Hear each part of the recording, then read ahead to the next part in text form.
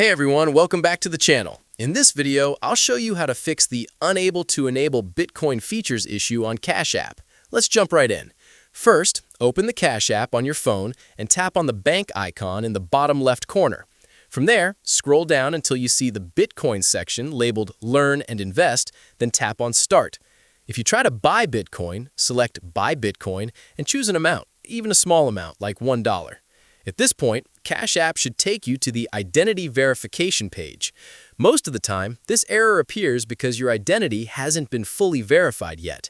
If that screen doesn't show up automatically, you can also tap on your profile icon in the top right corner and select Verify Your Identity. You'll be asked to enter personal details such as your full legal name, date of birth, the last 4 digits of your social security number, and upload a government-issued ID. In some cases, Cash App may also request a selfie to confirm your identity. Once this process is completed and approved, the Bitcoin features on Cash App should work without any issues. That's all there is to fixing the Bitcoin enablement problem on Cash App. I hope this video helped you out.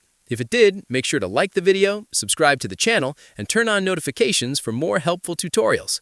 Thanks for watching, and I'll see you in the next one.